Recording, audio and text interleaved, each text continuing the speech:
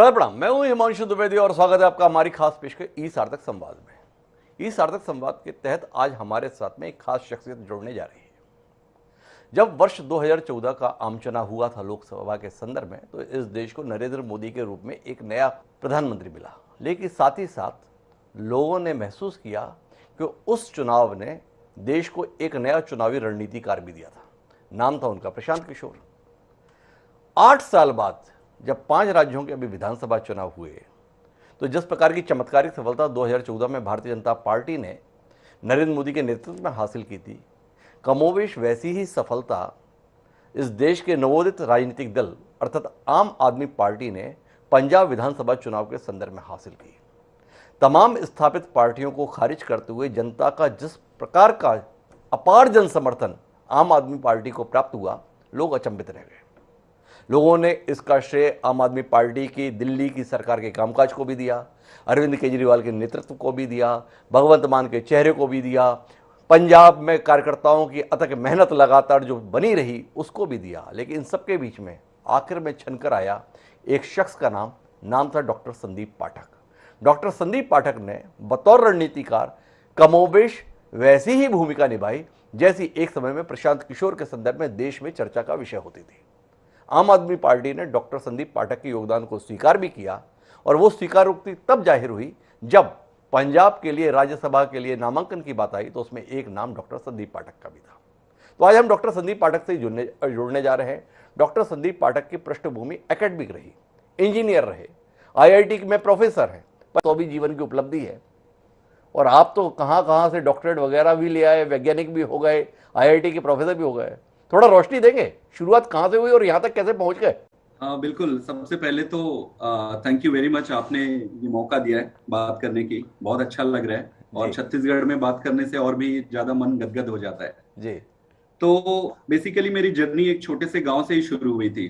5वीं तक की पढ़ाई मैंने अपने गांव में ही की, जहाँ पे एक छोटा सा ही एक 2 कमरे का स्कूल था। जब स्कूल में बच्चे ज्यादा होते थे तो हमारी क्लास पीपल का पेड़ है उसके नीचे लगती थी, और वो स्कूल के पीछे में ब्लैक कलर का पेंट कर देते थे उस पे, और उस पेंट को ही ब्लैक बोर्ड में कन्वर्ट करते थे। काफी इंटरेस्टिंग था। तो वहां से शुरू हुई। फिर मेरे बुआ फूफा जी, अनफॉर्चुनेटली मेरे फूफा जी इस दुनिया में नहीं है। आज मैं जो कुछ भी हूँ उसका सारा श्रेय मेरे फूफा जी को जाता है। माता पिता तो जन्म देते ही हैं, लेकिन जो आपको इस दुनिया में सारे संघर्षों से बचाकर आगे जो बढ़ाते हैं, उनका योगदान अतुल्य होता है। तो फिर मैं अपनी बुआ और फूफा जी के घर बिलासपुर आ गया, बिलासपुर शहर में। तो गांव से फिर मैं जब 9.5 साल का था तब मैं बिलासपुर आ गया, और बिलासपुर में एक स्कूल से फिर मेरी पढ़ाई शुरू हुई। पढ़ाई करते हुए चलते हुए ये क्लियर था मेरे माइंड में बचपन से ही कि मुझे पब्लिक सर्विस करना है। अभी ये क्लैरिटी नहीं थी कि पब्लिक सर्विस करना कैसे है, किस माध्यम से करना है, क्योंकि मैंने खुद अपने जीवन में हर चीज के लिए संघर्ष किया है। और संघर्ष का मतलब ऐसा नहीं है कि पैसे नहीं थे। हमारी पैतृक संपत्ति भगवान की कृपा से अच्छी रही है, लेकिन एक वो जो स्पष्टता होती है कि क्या करना है, और अगर आपका बच्चा बहुत एम्बिशियस है तो उसको रिकॉग्नाइज करके सपोर्ट करने में बहुत सारे क्वेश्चंस रहते हैं पुराने लोगों में, तो वो थी। बट जैसे तैसे मुझे ये क्लियर था कि मुझे पब्लिक सर्विस में आना है। बट ऐसे चुना कि ऐसे चलते गया, और परमात्मा रास्ता बनाते गए, मैं चलता गया। बस मैं पूरी ईमानदारी और शिद्दत से मेहनत करता गया, बाकी तो ऊपर वाले का पूरा खेल होता है। फिर मैं ये समझना चाहूंगा डॉक्टर साहब कि जब आप बिलासपुर की ओर रुख किए, तो बिलासपुर में कौन सा स्कूल आपके पढ़ाई का माध्यम बना? एक तो ये जानने में मेरी दिलचस्पी, और दूसरी दिलचस्पी ये जानने में है कि आपके पास में विकल्प थे। आप पब्लिक सर्विस में जाना चाहते थे, तो आप आज के ह्यूमैनिटीज बोलते हैं, पर आपके समय में या मेरे समय में उसे आर्ट्स बोला जाता था, और जो काहिल होते। मैंने एडमिशन लिया, वहां से शुरू किया। और आपने ये पूछा कि मैंने बायो क्यों नहीं लिया, तो बेसिकली मैं आपको बताना चाहता हूं कि मैं ये बताना चाहता हूं कि मैंने बायो ही लिया था, और मैं डॉक्टर बनना चाहता था इवेंचुअली। बट धीरे धीरे उसमें फिजिक्स केमिस्ट्री की तरफ ध्यान ज्यादा गया, और मेरा साइंटिफिक कैरियर जो डेवलप हुआ वो मटेरियल साइंस पे ज्यादा फोकस रह गया, मटेरियल साइंस और फिजिक्स पे। इसीलिए मेरा जो साइंटिफिक ओवरऑल करियर है वो जी photovoltaic devices, optoelectronic devices, physics और उधर आ रहा है। जी। तो फिर उच्च शिक्षा के लिए आपने बिलासपुर में ही संभावनाएं तलाशी, या उससे बाहर निकल कर कोई और जगह भी आपको मुकाम में पड़ाव के तौर पर मिला? फिर बिलासपुर में जब मैं था तो ऑब्वियसली मुझे बहुत ज्यादा अच्छा करना था, तो सिचुएशन ये थी कि हम एक रोजगार समाचार आता था उस जी समय, बड़ा इंटरेस्टिंग सा है, और जी वो 5 या 10 रुपए का आता था। जी बट वो हम खरीदते नहीं थे, डेली वीकली आता था वो। जी तो वहां पे एक टाइपिंग सेंटर था, कश्यप टाइपिंग सेंटर, थोड़े दूर पे ही। जी वहां मैं वीकली जाता था, वहां पढ़ते रहता था, देखता था कि क्या ऑप्शन है मेरे लिए, क्या कर सकते हैं। तो इसी सीरीज में मुझे फिर कुछ चीजें मिली ऐसे, जो फिर एमटेक के लिए और आगे की पढ़ाई के लिए मैंने अप्लाई करना शुरू किया। तो जी बिलासपुर से निकल के फिर मैं हैदराबाद गया। हैदराबाद में फिर आईआईसीटी है, Indian institute of chemical technology, वहां एसोसिएट हुआ। फिर पूना गया, पुणे में 1 साल 9 महीने रहा। नेशनल केमिकल लेबोरेटरी है, वहां पे मैं एसोसिएट रिसर्चर रहा। जी। उसके बाद फिर मैंने बाहर जाने के लिए साइंस को एक्सप्लोर किया और फिर कैम्ब्रिज गया था। तो अब जानने में मेरी दिलचस्पी है कि जब आप इतना रिसर्च के संदर्भ में दिलचस्पी रखते थे, तो एक वैज्ञानिक के तौर पर करियर बनाने के स्थान पर क्या कुछ जीवन में ऐसा घटित हो गया जो राजनीति के क्षेत्र में आप रुख कर लिए? ये बहुत अच्छा सवाल है और काफी इंटरेस्टिंग है। जी देखो, मुझे शुरू से ही ये पता था, क्लैरिटी थी मेरे माइंड में कि मुझे पब्लिक सर्विस करना है। जी साइंटिस्ट होके भी मैं पब्लिक सर्विस कर सकता था। जी और क्योंकि जिस भी प्रोफेशन में आप रहो, अगर आप अच्छे से ईमानदारी से करते हो देश के लिए, तो एक तरीके से कंट्री का सर्विस ही है। जी मैंने साइंस में भी जब मैं था तो साइंस में भी मैं जब कैम्ब्रिज में पीएचडी किया, तो जहां पे मैंने कैम्ब्रिज किया कैवेंडिश लेबोरेटरी में, जी वहां से बहुत सारे नोबेल लॉरेट्स बने हुए हैं।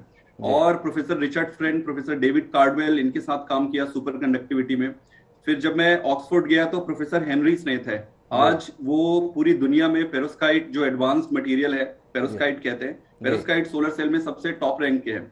मैं उनके साथ काम किया हूं, और जो पेरोस्काइट का जो डेवलपमेंट हुआ उसमें मेरा डायरेक्ट और इमीडिएट कंट्रीब्यूशन था। जी उसके बाद फिर जब मैं एमआईटी गया, एमआईटी पढ़ने यूएस गया, आई जी मीन एसोसिएट रिसर्चर था, साइंटिस्ट था वहां पे। जी तो व्लादिमीर बुलोविक है, प्रोफेसर व्लादिमीर बुलोविक, जी वो प्रेसिडेंशियल अवार्डी है और वो भी बहुत बड़े साइंटिस्ट हैं। तो मेरा साइंटिफिक कैरियर बहुत ही अच्छा रहा है। जी और मेरे अगर रिसर्च पब्लिकेशन आप देखेंगे तो काफी अच्छा रहा है, जी बिकॉज द बेसिक आइडिया मेरे लाइफ में ही रहा है कि मैं बहुत मेहनत करने पे बिलीव करता हूँ और बड़ा साधारण सा व्यक्ति हूँ, बट मेहनत पे भरोसा करता हूँ। जी पर ये मेरे दिमाग पे था कि मुझे डायरेक्टली कंट्रीब्यूट करना है। बेसिकली पॉलिसी मेकिंग ही एकमात्र ऐसा जरिया है जिसके थ्रू आप डायरेक्ट कंट्रीब्यूट कर सकते हैं कंट्री के ग्रोथ पे। जी। और इसीलिए मैंने फिर सोचा कि इस फील्ड पे मुझे आना है।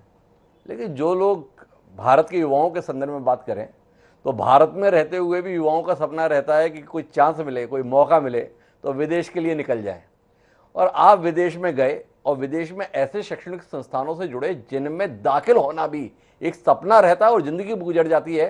लोग देख भी नहीं पाते, वहाँ पे पढ़ना तो दूर की बात है, पर वहाँ पर आपको पढ़ने का और काम करने का भी मौका मिला। फिर भी आपने वहाँ बसने का इरादा नहीं किया। क्या था ऐसा वहाँ पर जो आपको भाया नहीं, और यहाँ पर ऐसा क्या था जो आपको यहाँ वापस ले आया? बिल्कुल इंटरेस्टिंग है। कभी कभी मुझे खुद भी बिलीव नहीं होता है कि ये क्या सब कुछ हो रहा है पूरी जिंदगी में। जी बट जिस दिन मैं पहली बार फ्लाइट में बैठा, और जी मैं आपको बताना चाहूंगा, जब मैं इंग्लैंड गया तो वो पहली बार था जब मैं फ्लाइट पे बैठा था। जी तो फ्लाइट में जब मैं उड़ रहा था तो मेरे दिमाग पे कई सारी चीजें चल रही थी। जी जब चीजें मेरी चल, मुझे ये नहीं पता था कि सीट बेल्ट कैसे लगाते हैं। जी सो मैंने अगल बगल देखा, यार ये सीट बेल्ट कैसे लगा रहे हैं। फिर ऑब्वियसली 1-2 घंटे में आपको समझ आ गया, अगर आप ऑब्जर्वेशन आपका स्ट्रांग है जी तो आप सारी चीजें समझ जाते हैं कि ये क्या है कैसे। चलते चलते मेरे दिमाग पे ये क्लियर था कि मुझे कंट्री वापस आना है, मेरे गांव के लिए, मेरे देश के लिए, छत्तीसगढ़ के लिए, जिस जहां पे मैं पैदा हुआ हूं, और पूरे मेरे भारत देश के लिए मुझे डायरेक्ट कंट्रीब्यूट करना है और मुझे वापस आना है। जी और बड़ा इंटरेस्टिंग है कि जब मैं पहले दिन अपने लैब में गया तो वहां 1-2 इंडियन दोस्त मिले। जी तो वो सारे बताने लगे, वो वहीं बस गए थे। जी तो मेरे से पूछे कि संदीप तुम्हारा क्या प्लान है।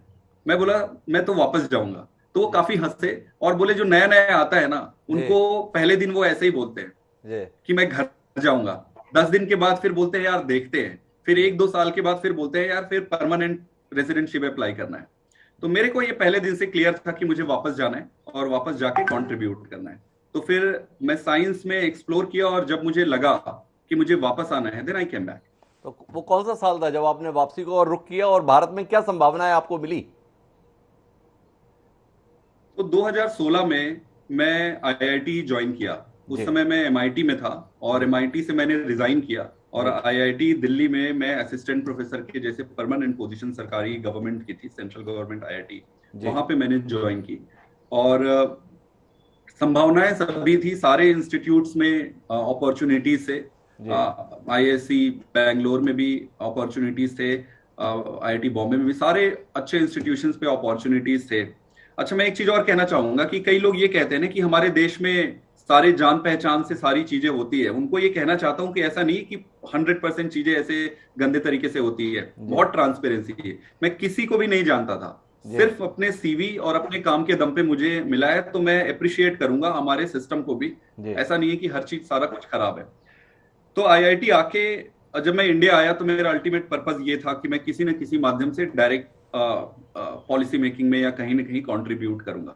जी। तो बस इंडिया आ गया और दिल्ली ज्वाइन किया और दिल्ली में रह के फिर थोड़ा मोड़ा जैसे हुआ, फिर ये जर्नी शुरू हुई धीरे धीरे। पर एक बड़ी रोचक बात है जो आपसे जानने की है। आप संक्रमण काल में भारत वापस लौटे। संक्रमण काल इसलिए क्योंकि भारत में एक नए प्रकार की राजनीति चल रही थी। देश को 3 दशक के बाद एक स्पष्ट बहुमत की केंद्र में सरकार मिली नरेंद्र मोदी जी के नेतृत्व में। दूसरी तरफ एक अरविंद केजरीवाल के रूप में भी चमत्कारिक व्यक्तित्व देश की राजधानी में दिखा, जिसने प्रचंड बहुमत के साथ दिल्ली में सरकार बनाई।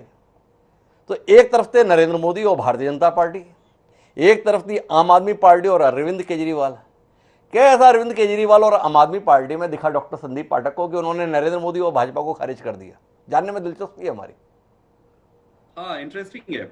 जो क्लैरिटी थी, जो क्लैरिटी ऑफ थॉट्स था। अब अगर पहले हमें पूछते थे कि किस पार्टी में जाओगे, आपकी क्या आइडियोलॉजी है, क्या है, तो कुछ ज्यादा क्लैरिटी होती नहीं है। I am being very honest. जी और मुझे पता भी नहीं कि आइडियोलॉजी का गवर्नेंस से कितना रिलेशन है और किस एक्सटेंट तक रिलेशन है। जी मैं जब अरविंद केजरीवाल जी को जब सुना और उनको बहुत दिन तक फॉलो किया कि वो कैसे काम कर रहे हैं, क्या कर रहे हैं, तब मुझे आ गया था कि मेरा तो इनके साथ कनेक्शन है और हमारे जो थॉट्स है और जो काम करने का तरीका है और जो मैं करना चाहता हूँ वो इनके साथ रह के किया जा सकता है। तो अल्टीमेटली देखिए, आप किसी भी पॉलिटिकल पार्टी पे रहो, जी अल्टीमेट मकसद तो देश की सेवा है। जी। जिस भी प्लेटफॉर्म पे और जो भी लीडर आपको इंस्पायर करता है, आप उनके साथ जुड़ के कंट्रीब्यूट कर सकते हैं। मेरे लिए अरविंद केजरीवाल नहीं, मेरे नेता थे। लेकिन मेरा सवाल अभी तक अनुत्तरित है। मैं जानना ये चाहता हूं कि आप उस दौर में आए जब न केवल देश बल्कि दुनिया के स्तर पर भी बताया जाता है कि वह नरेंद्र मोदी के नेतृत्व से चमत्कृत है। और यह सच भी है कि भाई 3 दशक के बाद देश ने एक व्यक्ति पर लगातार 2 आम चुनाव में स्पष्ट तौर पर भरोसा जताया। जानने में दिलचस्पी यह है कि डॉक्टर संदीप पाठक जैसा कुशाग्र व्यक्ति नरेंद्र मोदी और उस दौर की भारतीय जनता पार्टी में क्या ऐसी खामी देखा कि उसे लगा कि नहीं, जाना तो अरविंद केजरीवाल के साथ है। सीधे तौर पर तुलना है, जिस शख्स को नरेंद्र मोदी ने स्पष्ट तौर पर अपने साथ आमने सामने के चुनाव में हराया 2014 के लोकसभा चुनाव में। बनारस नरेंद्र मोदी के लिए भी नया क्षेत्र था, बनारस अरविंद केजरीवाल के लिए भी नया क्षेत्र था। बुरी तरीके से हारे अरविंद केजरीवाल। जो हारा उसके साथ खड़े क्यों हो गए संदीप पाठक? दिलचस्पी का विषय है ना। कोई तो कारण होगा जिसके कारण से आपको नरेंद्र मोदी से ज्यादा आकर्षण और भरोसा अरविंद केजरीवाल पर आया। बिल्कुल। तो जैसे आप देखेंगे, just I would like to correct you on one thing. बुरी तरीके से हार वो हुई नहीं थी। पहली बार आप सोचो कि बनारस जैसी जगह पे जाकर, जहां पे कोई आधार नहीं था पार्टी का, वहां पे जाकर दूसरी कन्वेंशनल पॉलिटिशियंस जो है उनके पसीने छुटा देना, ये सिर्फ अरविंद केजरीवाल जी ही कर सकते हैं, नंबर 1। नंबर 2, मैंने मोदी और केजरीवाल, मोदी जी और केजरीवाल जी के बीच में केजरीवाल जी को क्यों चुना? जी मतलब ये सीधी सी बात है, ट्रस्ट की। जी दोनों ने विजन दिखाया, दोनों ने विजन दिखाया। मुझे ट्रस्ट हुआ अरविंद केजरीवाल जी के विजन पे। उस समय तक तो मैं इतना ही समझता था। मुझे लग रहा था कि ये आदमी जो बोल रहा है वो नई राजनीति की शुरुआत कर रहा है। इस आदमी के बात में आपका आकलन क्या है? आपने कहा कि मुझे ऐसा लगा कि अरविंद केजरीवाल जो कहते हैं वो करते भी हैं। ये दावा तो भारतीय जनता पार्टी भी करती है। कि नरेंद्र मोदी जो कहते हैं वो करते हैं, भाजपा जो कहती है वो करती है। पहले तो आपने दूर से रहकर देखा, अब तो आप एक राजनीतिक दल का हिस्सा बनकर भी देख रहे थे। क्या भाजपा और नरेंद्र मोदी के साथ कंपेयर कर लीजिए। अब मैं छत्तीसगढ़ की बात करूं तो किसान की बात करते हैं। जी मैं किसान परिवार से आता हूं। जी मेरे गांव में किसानी की जो स्थिति बहुत साल, जब मैं छोटा था 20 साल 25 साल पहले थी, आज भी ओवरऑल किसानी का टेक्नोलॉजिकल इवोल्यूशन कुछ ज्यादा हुआ नहीं है। वैसे ही कर रहे हैं, वैसे ही हो रहा है।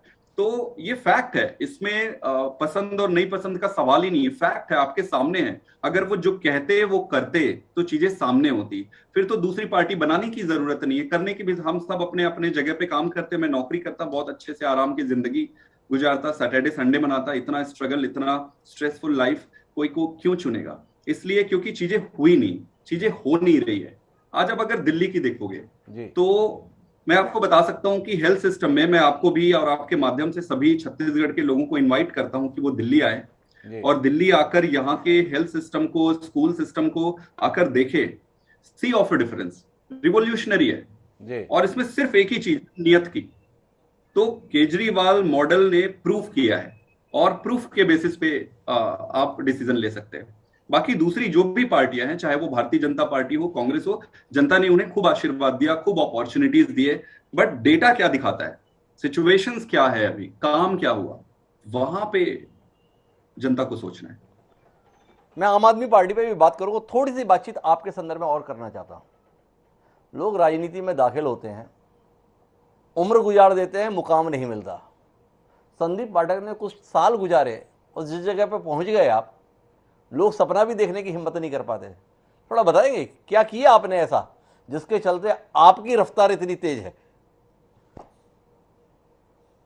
तो मैं यही कह सकता हूं, देखो, इंसान को ये पोस्ट और पद आते जाते रहते हैं बहुत ज्यादा। मैं इनको सबको बाई प्रोडक्ट समझता हूं। और आपका मेन फोकस आपका काम है। अगर आप काम सही करते रहोगे तो चीजें बाई प्रोडक्ट है, आती रहेंगी। पद, पैसा और प्रतिष्ठा कभी भी फोकस नहीं रहा है, काम ही फोकस रहा है। और यहां तक मैं आया क्योंकि एक तो परमात्मा की कृपा है, ऊपर वाले की मेहर है, आशीर्वाद है, तभी ये सब हो पा रहा है। इंसान को सबसे पहले वो एक्नॉलेज करना है। और दूसरा, ऐसा सिर्फ इस देश में नहीं, इस पूरी दुनिया में एक ही शख्स है जो इस तरीके के रिवोल्यूशनरी काम कर सकता है, मेरे जैसे साधारण आदमी को यहां पहुंचा सकता है। वो है माननीय अरविंद केजरीवाल। अरविंद केजरीवाल के अलावा कोई नहीं कर सकता है ये। तो ये उनका प्यार है मेरे ऊपर, और शायद मेरे काम को देखकर और मेरे सारे कंडक्ट को देखकर उन्होंने ये मुझे मौका दिया है। तो मैं भगवान का भी और अरविंद केजरीवाल जी का आभारी रहूंगा। मैं आपके राज्यसभा जाने को लेकर इतना अचंभित नहीं हूं, उससे ज़्यादा अचंभित इस बात को लेकर हूं कि पंजाब जैसे प्रांत की रणनीति बनाने का काम जब उनके पास में चुने हुए विधायक थे, उनके पास चुने हुए सांसद थे, मंजे हुए राजनीतिज्ञ थे, उन सब के बीच में एक प्रोफेसर को उठाकर और एक प्रदेश की रणनीति बनाने का काम सौंप दिया। क्या किए थे आप ऐसा जिसके चलते इतने लोगों को पीछे छोड़ आपको ये मौका मिला? ईश्वर की कृपा अपनी जगह ठीक है, पर कुछ किए भी तो होंगे, या ईश्वर की कृपा ही आपको हमारे साथ बिठा रही? नहीं, ईश्वर की कृपा तो है, लेकिन ईश्वर कृपा उन पे ही करते हैं जो स्वयं के कार्य पे भरोसा करते हैं और काम करते हैं। तो निश्चित रूप से इससे पहले मेरा सबसे पहले तो जब मेरा उनसे एसोसिएशन हुआ तो कई सारी चीजें थी, छोटे छोटे प्रोजेक्ट थे। जैसे कि बवाना का बाई इलेक्शन हुआ। बवाना के बाई इलेक्शन पे मैं सर के साथ काम किया और उस पे जो हमने स्ट्रैटेजी अपनाए थे, तो बवाना का बाई इलेक्शन जीते। बवाना बाई इलेक्शन जीतने के बाद फिर जो दिल्ली का इलेक्शन आया, तो दिल्ली में ही लार्जली सर ने मुझे बहुत सारे इंपॉर्टेंट और क्रूशियल काम दिए थे। वो सारे मैंने बहुत अच्छी तरीके से सर के गाइडेंस पे वो निभाया। तो ये सारी चीजों को देखकर उन्हें लगा होगा कि ये डिलीवर कर सकता है, और उसी भरोसे के कारण उन्होंने ये जिम्मेदारी दी होगी। चलिए, अब मैं सीधे राजनीतिक मुद्दों पर बातचीत करने के लिए आता हूं। थोड़ा आपके संदर्भ में समझने की कोशिश का बात है, रोशनी देंगे कि जिनके अपने संघर्ष के साथी भरोसा नहीं कर पाए, उन पर आपका इतना भरोसा? जी बिल्कुल। देखो, अब संघर्ष का साथी तो मैं भी हूं, जी अब ये जनता को तय करना है कि किस पे भरोसा करना है, किस पे भरोसा नहीं करना है, पहली जी बात। दूसरी बात, मैंने उन्हें बहुत क्लोजली देखा है जी और मैं एक साधारण आदमी हूं। मेरा कोई राजनीतिक उद्देश्य नहीं था जब मैंने उन्हें देखा। जी तो मेरा एनालिसिस एक आम आदमी का और सच्चा एनालिसिस है। जी बाकी लोग जो भी जिनका भी नाम आपने लिया है, उन सबके कोई ना कोई मोटिव थे। और जी आपको पता ही है कि जब आप राजनीति में या किसी भी चीज पे या ऑफिस भी अगर आप चलाएंगे, आप जो कंपनी या जहां पे भी आप लगे हुए हैं, जी वहां पे कई सारे लोगों की ये रहता है कि कैसे हिमांशु जी को प्रधान संपादक पद से हटाकर मैं उनकी जगह, लेकिन वो तो योग्यता है ना, जी हिमांशु जी की योग्यता है जो वहां पे बैठे हुए हैं। तो मैं उनपे बहुत ज्यादा कमेंट नहीं करूंगा। मेरा जी पर्सनल एक्सपीरियंस से जो मैंने देखा है, जी जिस तरीके से अरविंद केजरीवाल जी संघर्ष के दिन, कहना ठीक नहीं होगा, संघर्ष आज भी है, हर जी दिन का उनका संघर्ष है। 24 घंटे काम करते हैं, इतनी ईमानदारी से करते हैं कि मतलब कई बार बिलीव नहीं होता है कि क्या ये संभव है। जी तो मेरा असेसमेंट बिल्कुल करेक्ट है और मेरा ये मानना है कि पूरे हर आम आदमी का, हर इंसान का असेसमेंट वैसे ही होगा जैसे मेरा असेसमेंट है। आम आदमी पार्टी के मॉडल के संदर्भ में जिस पे आप भी बात करने की कोशिश कर रहे थे या पहले भी प्रस्तुत किया जाता है, उसको लेकर लोगों की शिकायत है, यह मुफ्त मुफ्त मुफ्त। क्या इस मॉडल का नाम ही अरविंद केजरीवाल मॉडल है या इससे इतर भी कोई बात है? डॉक्टर संदीप पाठक हमारे साथ हैं। महिलाओं को 2,000 रुपये महीना देंगे, बिजली मुफ्त दे देंगे। ये मुफ्त के खेल से देश चलेगा? वाकई बहुत अच्छा क्वेश्चन है, बहुत अच्छा क्वेश्चन है और काफी इंटरेस्टिंग है। हमको इसको थोड़ा समझना चाहिए। जी देखो, जो इकोनॉमिक्स होता है, इकोनॉमिक्स में अल्टीमेट गोल क्या होता है, जी अल्टीमेट आउटपुट क्या है? जैसे आप एक देश चला रहे हैं या फिर एक राज्य चला रहे हैं, जी आपका अल्टीमेट आउटपुट क्या है? आउटपुट ये है कि आप खूब सारा पैसा बचाएं और उस पैसे को जनता के वेलफेयर पे आप लगाएं, जी ताकि जनता खुश रहे, उसका जीवन आसान हो। तो ये एक इकोनॉमिक्स का बेसिक कॉन्सेप्ट है। जी जिस तरीके से बजट को, बजटरी एलोकेशंस को आप ऐसे करो ताकि उसमें आपको बेनिफिट्स हो और बेनिफिट्स को जनता में आप इक्वली डिस्ट्रीब्यूट करो जरूरत के हिसाब से। अब मैं इसको ज्यादा एलेबोरेट करूं इससे पहले आपको दो तीन एग्जांपल देता हूं। जरूर। मैं इंग्लैंड में था लगभग 9 साल इंग्लैंड में था। वहां पे एनएचएस है, जी नेशनल हेल्थ सर्विसेज है, उसके प्राइमरी हेल्थ सेंटर होते हैं और फिर उनके बड़े हॉस्पिटल्स होते हैं। वहां पे किसी को भी हेल्थ के लिए 1 रुपए भी देना नहीं पड़ता है, इट्स ऑल फ्री। जी मैं इंग्लैंड की बात कर रहा हूं। जी और ट्रीटमेंट, मेडिकल फैसिलिटीज इतने टॉप क्लास हैं कि यू वुडंट बिलीव, हमारे यहाँ के प्राइवेट हॉस्पिटल्स भी उसको मैच नहीं कर सकते। जी तो फिर या तो फिर इंग्लैंड ही गलत कर रहा है, जी नंबर एक। दूसरा, आप स्कैंडिनेवियन कंट्रीज पे चले जाइए, जी आप जैसे स्विट्जरलैंड चले जाइए, जी आप स्वीडन चले जाइए।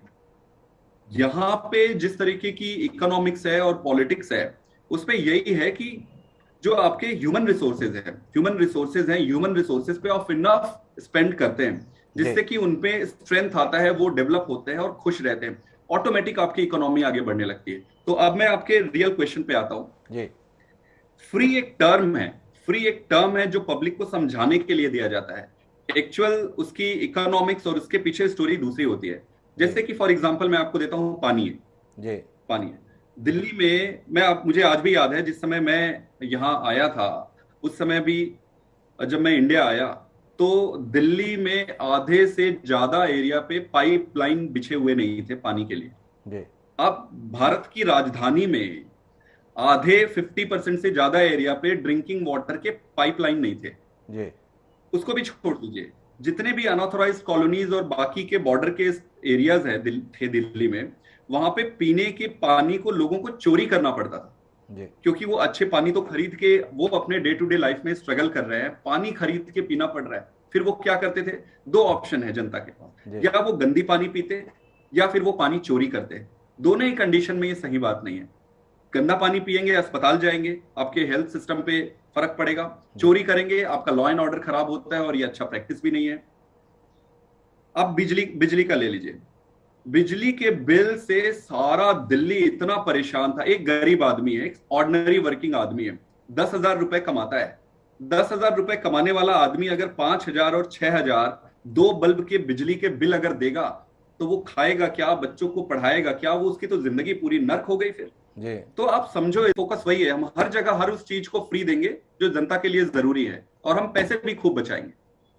एक सवाल और है डॉक्टर संदीप जी, इस देश में तमाम राजनीतिक दल हैं जिनकी एक दो सीटें भी पूरे देश में आती हैं, पर उनको फिर भी स्थान और सम्मान मिलता है प्रतिद्वंदी राजनीतिक दलों के स्तर पर। क्या आपने महसूस किया है कि 10 साल की अवधि गुजर जाने के बाद भी इस देश के अन्य राजनीतिक दल आम आदमी पार्टी को स्वीकार नहीं कर पा रहे हैं? क्या आपके तौर तरीकों में खामी है जिसके चलते अभी भी जो परंपरागत राजनीतिक दल हैं वो आपको सम्मान और स्थान देने में परहेज करते हैं? दिखता है साफ, आपकी कोई भी सफलता सराही नहीं जाती, सवालों के घेरे में रहती है।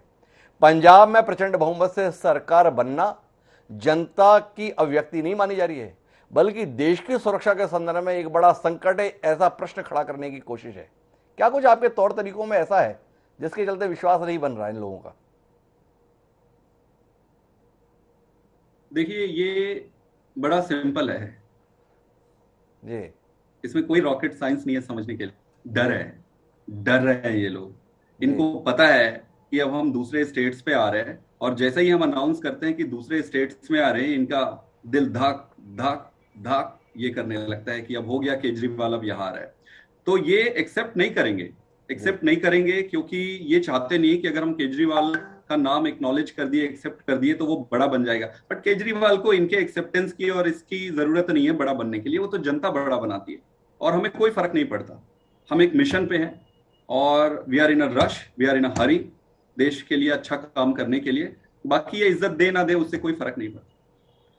पर एक बात और समझने की है, 2017 में भी इन राज्यों में विधानसभा चुनाव हुए थे। आम आदमी पार्टी ने गोवा में भी बड़ी गंभीरता से 2017 में चुनाव लड़ा था, उत्तराखंड में भी लड़ा था, पंजाब में भी लड़ा था। 2000 उत्तराखंड और गोवा के संदर्भ में मेहनत तो तीनों राज्यों में हुई, या पंजाब में बाकी राजनीतिक दलों ने अपने आप को इतना खारिज करा लिया था कि जनता ने मजबूरी में आपको चुन लिया? वहां पर अभी उम्मीदें इतनी टूटी नहीं। बिल्कुल सही है। इस पे कोई देखो, हम लोग बड़े सीधे साधे और स्ट्रेट फॉरवर्ड राजनीति करते हैं। इसमें मुझे कोई परहेज नहीं है कहने में कि हम उत्तराखंड और गोवा में हार गए। हम हार गए। हम अभी उसको एनालाइज करेंगे कि हमारे स्ट्रेटजी में कहां पे खामी रह गई, क्योंकि उत्तराखंड में बदलाव के लिए आज भी जनता रेडी है। गोवा में भी वही सिचुएशन है, गोवा में यही सिचुएशन है। हमने क्या स्ट्रेटजी अपनाए, हमने कैसे काम एग्जीक्यूट किए, वो सारी चीजों को देखना पड़ेगा। जो हम we are in a process कि हम दो जगहों पे कैसे रह गए, और यहाँ पे हमारा अगर पंजाब में सक्सेस आया तो वी विल एनालाइज है। बट मैं पुराने कन्वेंशनल पॉलिटिशियन के जैसे रैंडम उत्तर नहीं दूंगा कि नहीं नहीं हम जीत गए, हम हार गए। पर मैं आपको यकीन दिलाता हूं कि बहुत जल्दी हम जीत जाएंगे। वो जब अगला समय आएगा आप देखेंगे, हम एनालाइज करेंगे, will find out the mistakes और deficiencies wherever we find, and then will eradicate them, we will win. लेकिन मेरे सवाल के साथ में पंजाब को लेकर भी एक सवाल था। पंजाब में आप जीते क्यों? बाकी राजनीतिक दलों से इतने आज ही जा गए थे लोग, इसलिए आपको चुन लिया, या आपने उम्मीद इतनी जगा दी थी इसलिए आपको चुन लिया? दूसरों के खारिज होने के कारण से जीते हैं या अपने कारण से जीते हैं? बिल्कुल सही है हिमांशु जी। किसी भी सक्सेस या फेलियर के पीछे सिर्फ एक कारण डोमिनेंट नहीं होता है, बहुत सारे एसोसिएटेड कारण होते हैं। मैं दो तीन आपको हाईलाइट करता हूं, क्योंकि मैं खुद पंजाब के लिए जुड़ा हुआ था, तो आई कैन हाईलाइट मोर पंजाब के रिस्पेक्ट पे। सबसे पहले तो कांग्रेस ने और अकाली भाजपा की जो गठजोड़ थी, ये दोनों गुटों ने पंजाब को खूब लूटा है इतने सालों में। वो इतनी फर्टाइल लैंड है, इतना कुछ है पंजाब में, लूट लिया है पूरे पंजाब। पूरी जनता त्रस्त थी। मतलब जो अकाली दल के भी जो लोग थे वो ये मान रहे थे कि यार अकाली बीजेपी ने मिलकर लूट लिया। फिर जब कांग्रेस को मौका मिला तो कैप्टन साहब ने और चन्नी साहब ने जो भी आए, इन्होंने लूट लिया। तो पहला तो ये था कि जनता इन दोनों को भगाना चाहती थी, पहला। दूसरा, अब उनके सामने प्रश्न ये था कि भाई फिर किसको दें? तो पंजाब से जुड़ा हुआ दिल्ली है, पंजाब के लोग दिल्ली आते जाते हैं, उनका डायरेक्ट कांटेक्ट है दिल्ली से।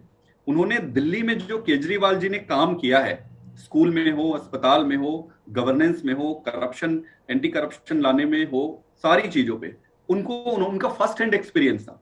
जी और उन्होंने एक्सेप्ट कर लिया था कि उनको पता चल गया था कि भाई केजरीवाल जो कहता है वो करता है।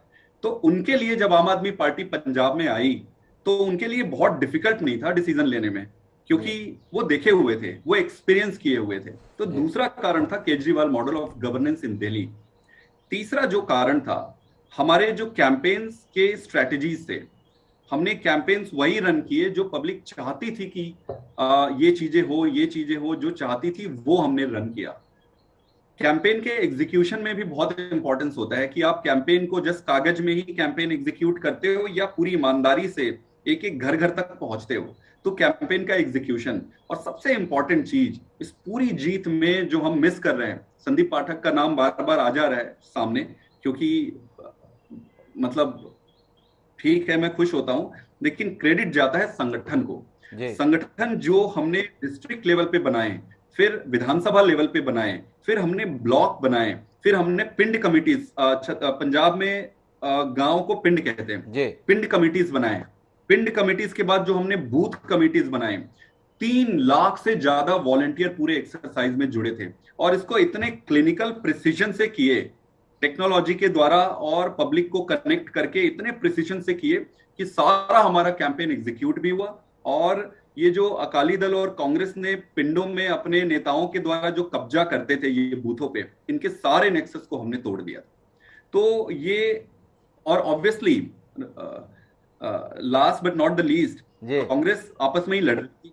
एक तरफ सिद्धू जी लड़ रहे थे, फिर चन्नी जी थे, फिर कांग्रेस के हाईकमांड, इनके जो सोनिया गांधी जी है, राहुल गांधी जी है, इनको खुद ही आइडिया नहीं था कि करना क्या है। तो इनका भी काफी योगदान रहा है, मैं मानूंगा इस बात के। तो आप धन्यवाद देना चाहेंगे चन्नी जी को, सिद्धू जी को, राहुल जी को? ये बड़ी मेहनत की उन्होंने आपको यहाँ तक लाने में। बिल्कुल, बिल्कुल, ये इनका कंट्रीब्यूशन है देश को बनाने में। जी, तो इनका कंट्रीब्यूशन है। एक बात जो आपसे समझना चाहता हूँ वो ये है कि नरेंद्र मोदी जी का कहा हुआ आम आदमी पार्टी इतनी गंभीरता से क्यों ले रही है? सवाल यह है कि नरेंद्र मोदी जी ने सपना दिखाया कांग्रेस मुक्त भारत का, ऐसा लगा कि आपने कुछ ज़्यादा संजीदगी से ले लिया। दिल्ली के संदर्भ में भी ऐसा किया, अब पंजाब के संदर्भ में भी किया। क्या वाकई अरविंद केजरीवाल के रोल मॉडल नरेंद्र मोदी हो गए हैं, जिन्होंने चाहा कि नरेंद्र मोदी जी जो सपना देखते हैं हम पूरा करें?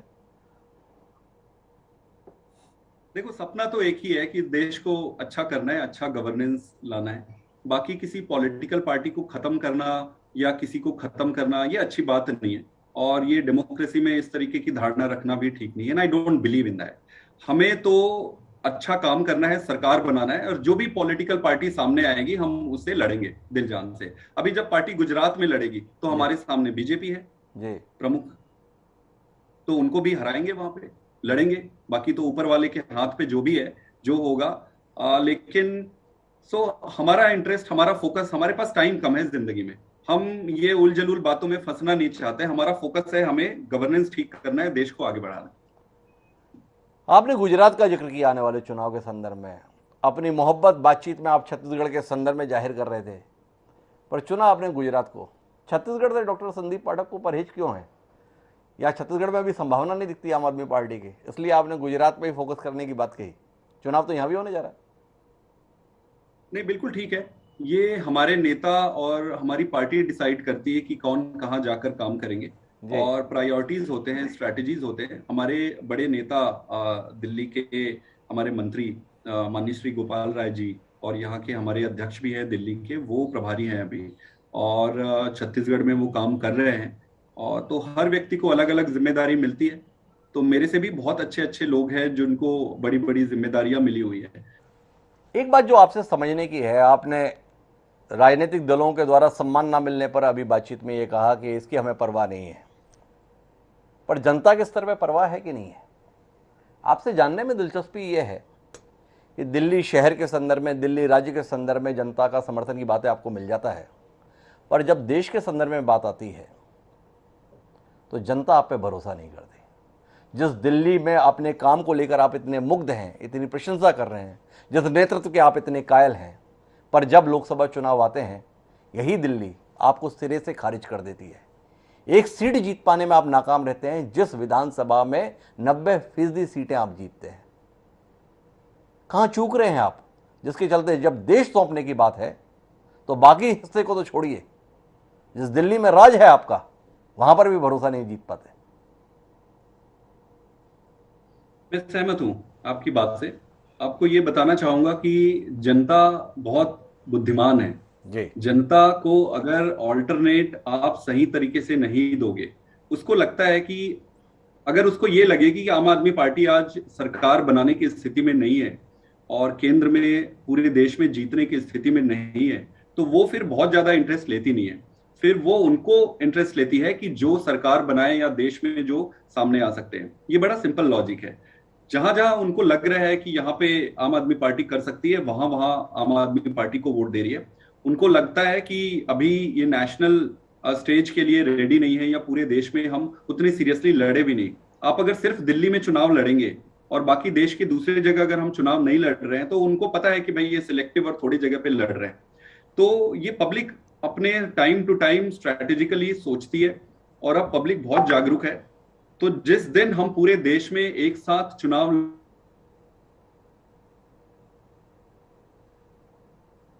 लड़ेंगे और प्रॉपर स्ट्रैटेजी के साथ लड़ेंगे, तो यही दिल्ली की जनता, यही पंजाब की जनता हमको फिर लोकसभा में भी वोट देगी। थोड़ी असहमति है मेरी आपके इस तर्क के संदर्भ में। आपको नहीं लग रहा है कि आप थोड़ा सुविधाजनक रास्ता ले रहे हैं? इस देश में अन्य तमाम राजनीतिक दल हैं जो क्षेत्रीय दल के तौर पर भूमिका निभा रहे हैं लेकिन चुनाव जीत रहे हैं। अगर आप आंध्र प्रदेश की बात करें तो जगन रेड्डी एक तरफा चुनाव में जीत हासिल की है। उन्होंने विधानसभा भी जीती और वहां की जनता ने उन्हें देश के संदर्भ में भी लोकसभा में चुनकर भेजा। लेकिन आप दिल्ली में भी नहीं जीते और 2014 में पंजाब में जितने जीते थे तो 2019 तक पहुंचते पहुंचते एक सीट पर सिमट गए। क्या वाकई डॉक्टर संदीप पाठक जरूरत महसूस नहीं करते हैं कि देश के संदर्भ में विश्वास जगाने के लिए आपको नए सिरे से काम करने की जरूरत है, अपनी रणनीति में बदलाव करने की जरूरत है, कहीं ना कहीं देश के संदर्भ में आपको ज्यादा जिम्मेदार व्यवहार की जरूरत है? नहीं, मैं सहमत हूं कि स्ट्रेटजीज एवर इवॉल्विंग प्रोसेस है। आप ये इवॉल्व होते रहता है, हम सीखते रहते हैं, हम गलती करते हैं तो हम वो एक्सेप्ट करते हैं, उसको सीख के फिर आगे बढ़ते हैं। बड़ा सिंपल सा प्रोसेस है। मैं आपको एक चीज हाईलाइट करना चाहूंगा। दूसरे जिन स्टेट्स के आपने नाम लिया है, वो स्टेट्स का जो पॉलिटिकल और पॉलिटी का कैरेक्टर है और जिस तरीके से पब्लिक वोट करती है वो दिल्ली से डिफरेंट है। वहां पे रीजनल सेंटिमेंट्स बहुत स्ट्रांग है, रीजनल एसोसिएशंस वहां के लीडर से बहुत स्ट्रांग है। दिल्ली कॉस्मोपॉलिटियन है, यहाँ पे सभी तरह के लोग रहते हैं, तो यहाँ का जो वोट करने का पैटर्न है वो टोटली डिफरेंट है। ये तो एक बात है। लेकिन मैं हाईलाइट ये भी करना चाहूंगा कि कोई हम कन्वीनियंट रास्ता अपना के बचने की कोई सवाल ही पैदा नहीं होता है। जहां गलती की है we will accept and correct it. आपका बात बिल्कुल सही है कि स्ट्रेटजीज अब इवॉल्व करेंगे नेशनल लेवल पे आने के लिए, बट सही समय पर नेशनल लेवल पे जब आएंगे स्ट्रेटजीज उस हिसाब से बनाएंगे और जनता के सामने फिर पूरी ताकत से आएंगे। यही मेरा सबमिशन है इस पे। मैं अब आखिरी दौर की बातचीत के लिए जा रहा हूं। आने वाले समय में आम आदमी पार्टी के लिए क्या स्थान देखते हैं? कांग्रेस का विकल्प बनने जा रही है आम आदमी पार्टी या भाजपा का विकल्प बनेगी आम आदमी पार्टी? कोई एक ध्येय तो होगा, कहां पहुंचेंगे? जी बिल्कुल। देखो, किसी स्टेट में कांग्रेस मजबूत थी, किसी स्टेट्स पे बीजेपी मजबूत है, किसी स्टेट्स पे दूसरे रीजनल पॉलिटिकल पार्टीज मजबूत है। तो पार्टी स्पेसिफिक अभी स्ट्रैटेजी बना के नहीं चल रहे हैं जितनी मेरी जानकारी है। मेरी पार्टी में और भी सीनियर लोग हैं, वो ज्यादा हाईलाइट कर सकेंगे इसको, उनको ज्यादा आइडिया है। जहां तक मेरी समझ है, जितना मैं समझ पा रहा हूं, हम कोई पार्टी स्पेसिफिक स्ट्रैटेजी बना के नहीं जा रहे हैं। हम जैसे जैसे जिस स्टेट्स पे जा रहे हैं वहां की जनता के मुद्दों को लेकर जनता के हिसाब से चुनाव लड़ रहे हैं। बाकी जो भी पॉलिटिकल पार्टी सामने आए वो उनसे लड़ रहे हैं। जो भी पॉलिटिकल पार्टी आ रही है उनसे हम लड़ रहे हैं, ये कहना है डॉक्टर साहब का। लेकिन मेरा सवाल इस बात को लेकर है कि आने वाले समय में कब तक लड़ते रहेंगे, या कोई टारगेट है कि इतने समय तक हम इस मुकाम पर पहुंचेंगे? एक लक्ष्य का निर्धारण और फिर उस लक्ष्य तक पहुंचने की अवधि दोनों महत्वपूर्ण होती हैं। क्या ध्येय है? एक राष्ट्रीय स्तर पर आम आदमी पार्टी कब तक पहुंचने का समय निर्धारित है? हिमांशु जी, ये कोई डेफिनेट डेडलाइन नहीं है। जी। हम, जैसे कि मैंने कहा कि हम टाइम टू टाइम अपना जो भी हम काम कर रहे हैं उसको एसेस करते हैं, असेसमेंट के बेसिस पे डिसाइड करते हैं। अभी सच कोई टाइमलाइन नहीं है। जनता जैसे जैसे प्यार और आशीर्वाद देते जा रही है वैसे वैसे जाते जाएंगे। जनता अगर कहेगी कि आकर पूरे देश पे लड़ो तो पूरे देश पे लड़ेंगे। जनता कहेगी कि अभी रुको, अभी टाइम नहीं आया है, तो we will wait for our time. तो अब जानने में दिलचस्पी यह है कि एक हफ्ते के भीतर आईआईटी के प्रोफेसर संदीप पाठक इस देश के उच्च सदन अर्थात राज्यसभा के सदस्य विधिवत तौर पर हो जाएंगे। आईआईटी दिल्ली को कितना बड़ा नुकसान होने वाला है? बहुत सारे अच्छे लोग हैं आईआईटी दिल्ली में, और शायद मेरे से भी ज्यादा अच्छा करने वाले लोग हैं। तो मुझे नहीं लगता कि कोई नुकसान होगा, बल्कि मुझे लगता है कि खुशी होगी कि मैंने एक ज्यादा चैलेंजिंग काम हाथ पे ले लिया है। I believe there shouldn't be any problem. There is बहुत सारे टैलेंटेड लोग हैं। अब एक आखिरी सवाल, अपने गृह राज्य के संदर्भ में, अपने गृह जिले के संदर्भ में और अपने गांव के संदर्भ में कुछ योजना है डॉक्टर संदीप पाठक के जहन में, या दिल्ली के खेल में इतने मशरूफ हो गए हैं कि अपना राज्य भी भूल गए, अपना जिला भी भूल गए, अपना गांव भी भूल गए? क्या उम्मीद करें डॉक्टर संदीप पाठक से हम? नहीं, बिल्कुल बिल्कुल मैं नहीं भूल रहा हूँ, और मैं अपने जीवन काल में भूल भी नहीं सकता हूँ। मैं किसान का बेटा हूँ, और मैं गांव से आता हूँ। मेरे दिल में जो आज राजनीति में आने की जो दृढ़ इच्छा है, उसका कारण मेरा गांव, मेरा देश, मेरा छत्तीसगढ़ ही है। वो जो जो स्ट्रगल मैंने देखा हुआ है, तो मेरे को लगता है कि अगर मैं कंट्रीब्यूट कर सकूं, तो मैं, भले ही मैं इंग्लैंड में रहा, कहीं पे भी रहा, मैं अपने गांव की मिट्टी से पूरी तरह जुड़ा हुआ हूँ। मेरी अपने दोस्तों से बात होती है, सभी लोगों से बात होती है। मैं बड़ा साधारण सा आदमी हूँ। मैं जहां पे भी रहा होऊंगा, मैं छत्तीसगढ़ का किसान का बेटा ही हूँ। रहा सवाल पॉलिटिकल काम का, तो वो हमारी पार्टी डिसाइड करती है। अगर पार्टी को लगेगा कि मेरी कहीं पे मुझे जरूरत है, कुछ करना है, तो वो पार्टी सही समय आने पर डिसाइड करेगी। अभी तो मुझे जो भी प्रोजेक्ट्स और टास्क दिए जाते हैं वो मुझे पूरा करना है। तो ये था हमारे साथ में डॉक्टर संदीप पाठक जी। तो संदीप पाठक जी, तमाम पहलुओं पर बात हमने की। निश्चित रूप से हमारे दर्शकों को आपके व्यक्तित्व को समझने में निश्चित रूप से आप सहूलियत रहेगी। जिस प्रकार की बातचीत हुई है, जितनी उम्मीदों के साथ आपने इस क्षेत्र में पदार्पण किया है, मैं इस अवसर पर केवल अपने दर्शकों की ओर से शुभकामनाएं दे सकता हूँ कि जिस उद्देश्य से आपने अपने जीवन में यह बदलाव लाया है, आप उस बदलाव में सफल हो। आपका बहुत बहुत धन्यवाद हमारे साथ जुड़ने के लिए। तो दोस्तों, ये थे हमारे साथ में डॉक्टर संदीप पाठक, जिन्होंने अपने आप को एक रणनीतिकार के तौर पर इन विधानसभा चुनाव में साबित किया। आम आदमी पार्टी ने उनकी भूमिका को बढ़ाने का फैसला किया, जिसके तहत उन्हें राज्यसभा में भेजा जा रहा है। आने वाले समय में निगाह रहेगी एक रणनीतिकार से एक कुशल राजनीतिज्ञ के तौर पर संदीप पाठक आने वाले समय में कैसे साबित होते हैं। पर आज के लिए इतना ही। फिर मिलेंगे किसी नई शख्सियत के साथ। मुझे दी इजाजत। सदा प्रणाम।